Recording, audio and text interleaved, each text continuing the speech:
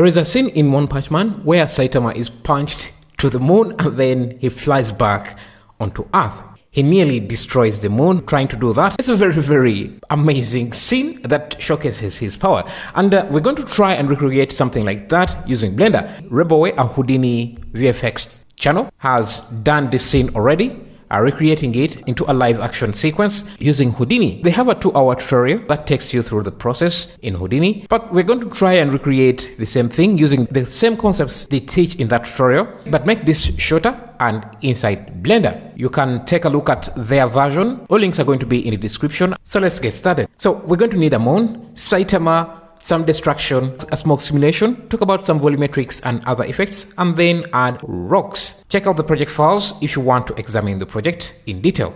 So let's start with the moon. All we need is a UV sphere, scale it up, line up your camera in position. You want to do this early in your effect so that you know where to focus. Rotate your UV sphere so that this dot is the center where Saitama is going to jump from. I need more subdivisions on my moon, so I'll use Ctrl 2, and I can even apply the subdivisions. You can even start setting up your lights. I'll go to the render view here, go to the world settings, remove my strength, and add an area light. Scale it up, rotate it, and just push it to the back, increase its strength to about 100. I like that highlight. Let me make it more pronounced by giving this about 1000. Scale it and position it where you want. I'll also shade smooth. Let's create a new material, call this moon, and import in a moon texture. We need to create 2 UV maps. Call the first one projected and create another one. Let's go to the projected and look at the moon directly like this. Use U and use project from view so that we have a UV map like this. Since my moon texture is just an image of the moon, this type of UV is great. So I can just scale it up and make sure that it aligns with our moon. It just gives me a lot of detail that I need. But this is not enough. Bring in another moon texture. If we use the same UV map, we get stretching. So let's go to the second UV map we created. So I'll just bring in a UV map node, select the second UV map we created, and just plug that in. But I don't like this pinching going on here, so I'll just unwrap using sphere projection. This should give me a better UV map, and I can scale this down up until I have an interesting look. I can blend these together and I can decide what I want more. I'll just use a blend of the two, plug this into the base color. We have something like that. You can even plug this into the bump to add extra detail. And just look at this in the render. It starts to look like the moon. You can even try a different image like this. So just bring that in, make sure I'm using the same UV map, and I can use a mix node to mix these two, and I can choose which one I want to use. I think this gives us better detail for the moon. This side is too dark, so I'm just going to duplicate this light and rotate it around so that it lights the other side. Now let's work on the atmosphere. I'm just going to duplicate this moon using Shift D, scale it up a bit, and call it atmosphere. I'll remove the material, create a new one, call it volume, remove the principal, add a volume shader. I can give this a bluish color, make it quite strong, and that's what we have. We might also want to increase the strength of our lights. Since I want to work on the moon, I can hide the atmosphere or change its visibility to wireframe, but it's still getting in the way, so I'm just going to create a collection, call it extras, and move that there so that I can disable that when I'm working on the moon. Now let's work on the destruction. There are several ways you can make destruction in Blender, but we're going to use the simplest, which is using the explode modifier. To do that, we need a particle system and an explosion modifier. If we hit play, things start breaking apart. We want everything to stay in place, so remove physics, change the physics type to none. Now everything stays intact. I can change the display to remove those dots. Just set the render as to object and don't set an instance of object. Turn on size to control the size of the chunks using the particle size. So if I go to the particle settings, I can play with the size. I don't like that the cuts just look very cookie cut like this. So what I'm going to do is add a triangulate modifier above the explode, add a decimate modifier above the explode but below the triangulate, and remove some of the vertices to make this even look more organic. I can go back to the particles, set this back to 1, just duplicate this as a backup, add it in a backup collection. We want these chunks to have some thickness, so add a solidify modifier. You can check out what this is doing by changing the particle size to see how these chunks look. I think that's the size I want. Change this back to 1, select the mesh, use Ctrl A, visuals to geometry. This will apply all the modifiers. I can right click and use shade auto smooth, and I can also tab into edit mode, select everything and use P, separate by loose parts, and that will separate each chunk.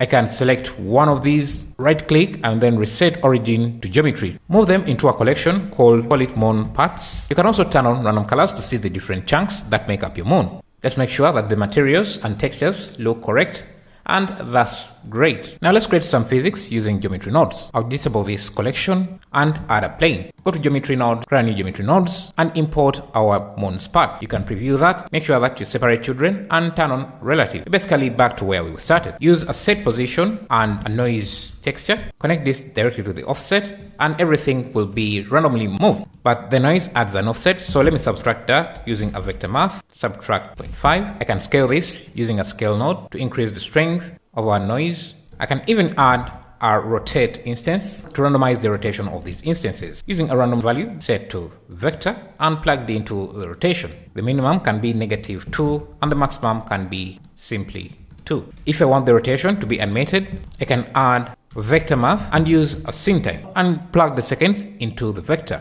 Now if I hit play, they all rotate. I can slow this down using a scale node, 0.4. But every chunk has moved randomly and is also rotated randomly. We only want the chunks where Saitama is going to land or jump from to be affected. So let's create a distance mask that will influence the rotation and position of each chunk using its distance from Saitama. So I'm just going to add an empty to represent Saitama. Let me also align him correctly. I'm going to animate him of him jumping from there to space. I can bring that empty Saitama as an object into our geometry node, set it to relative, create a mask using the position of each node. Just connect the location of the object and the position of each node and change this to distance. This will give us a mask that we can control. Map the distance to a range using a map range. So let's try 20, and also make sure that you're previewing instances to see what the mask is doing. That changes as Saitama jumps away. I can use a ramp to control how this looks. And now I can use this mask to control the noise. Add this here, plug this mask here. Let me remove the preview for a second. Let's first disable the rotation. So only look at the position. I can see anything close to Saitama is intact, but we want the opposite. So I'm going to flip the range so that chunks far are not moved at all. And I can even just use the maximum here. We also need to use this for the rotation. So let me activate the rotation again. We're also going to reverse the effect so that the moon is destroyed when Saitama jumps. So let's select this and just reverse this animation. Perfect.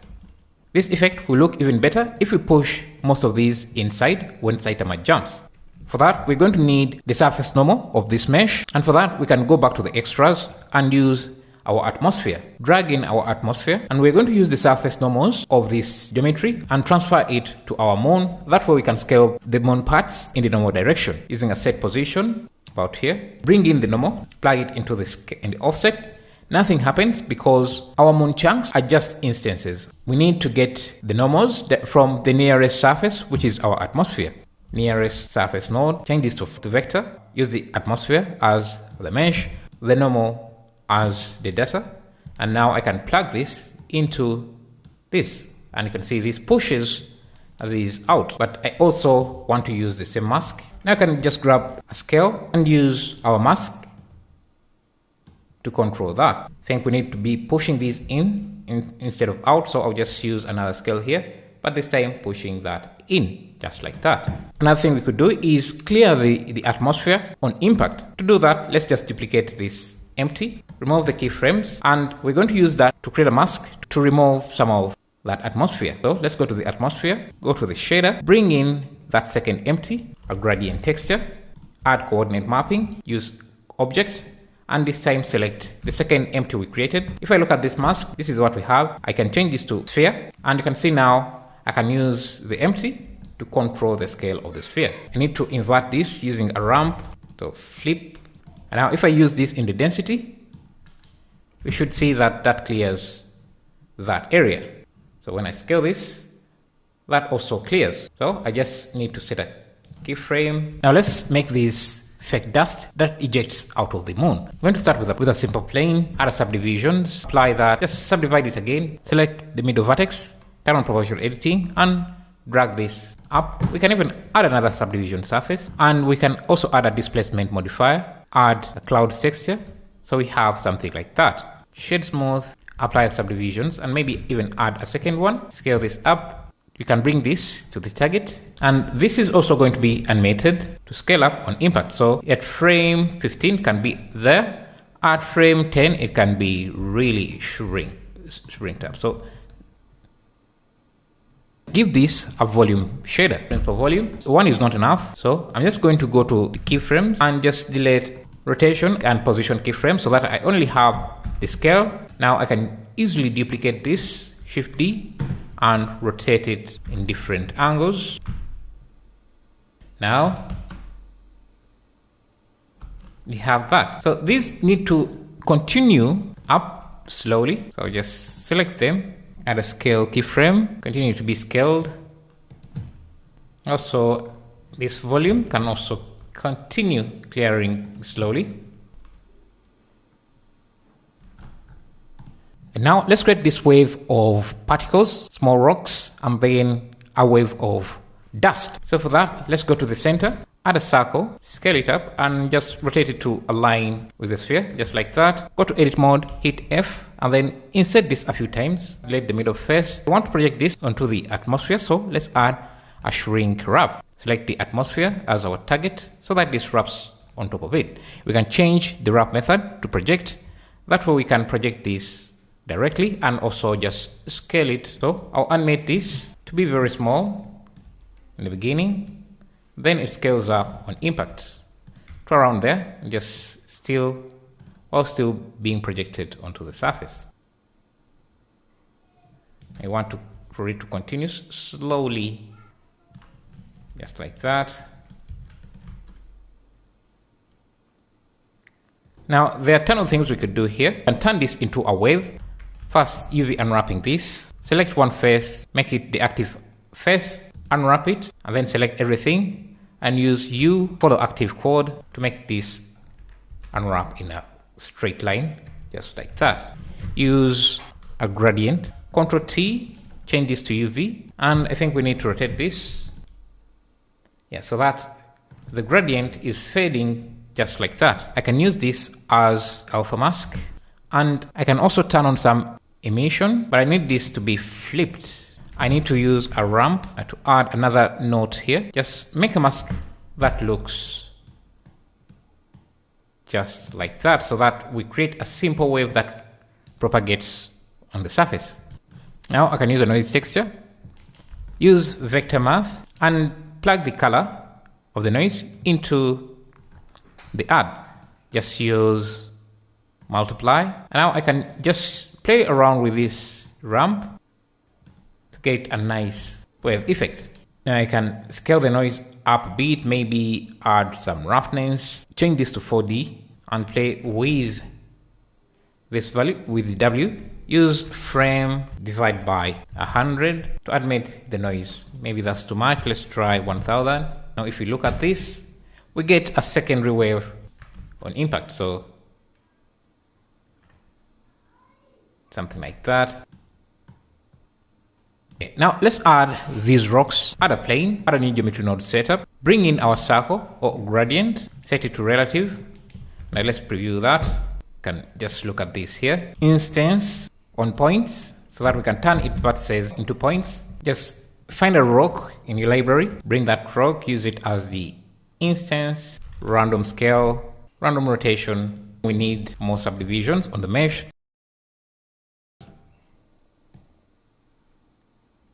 Use the random value, change this to Boolean to delete some of the points. We get a wave of rocks that get pushed up. We can have the rotation animated by just using vector math, set to add, and use the time plugged into the second vector, just like that.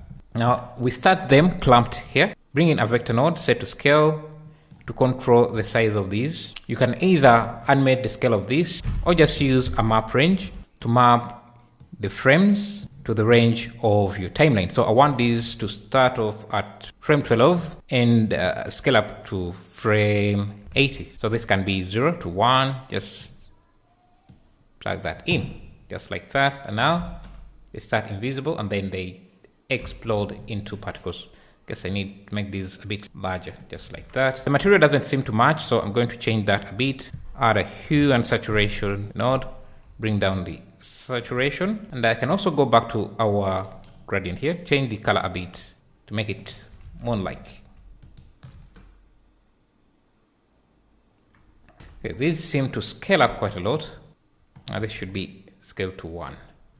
Let's add this dust simulation. We have this circle here and it has all the animation we need. You can come in here, give it a fluid system, flow, inflow, and set an initial velocity. Set the normal to something like 0.1. And now let's create our domain, which is just a cube. Just align it, scale it up. Doesn't have to be that large, just has to contain our scene. Give it a fluid domain. It seems to be flipped, so I'll rotate it in the Z 180 degrees, just like that. Now if I simulate,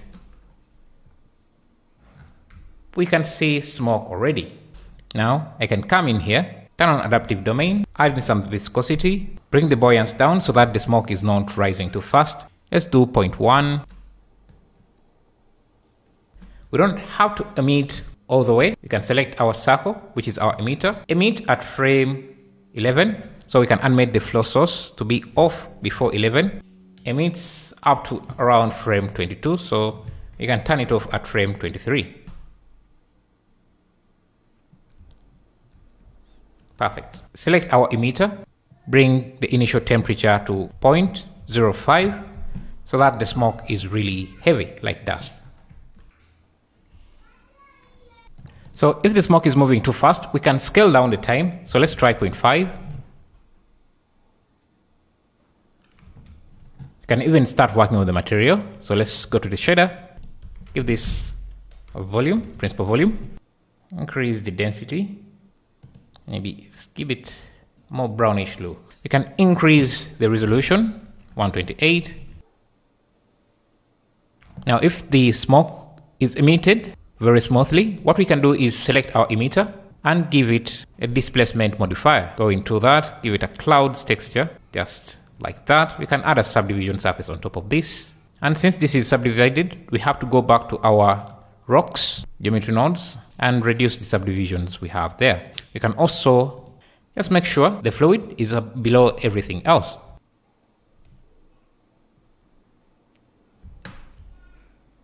Another thing we could do to control the speed is just duplicate this smoke emitter.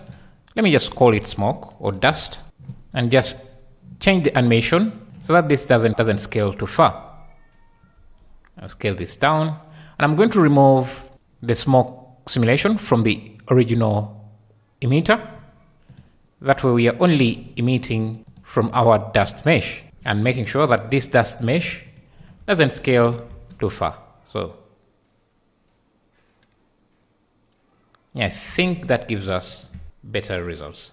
Now I can remove the displacement on our original mesh, reduce the rocks, and make sure that this dust emitter is not a renderable object. You just have to adjust the different settings to make sure that this looks good. And to add this extra line, you just have to duplicate this, one of these, and just shrink them on the X and Y plane, scale them on the Z, so that this becomes really thin, like a thin line. Animate the camera, add some shakes, and you get a really nice effect. Thanks for watching. Project files are going to be in the description on my Gumroad, Patreon, and my YouTube membership page. Thank you. See you in the next video.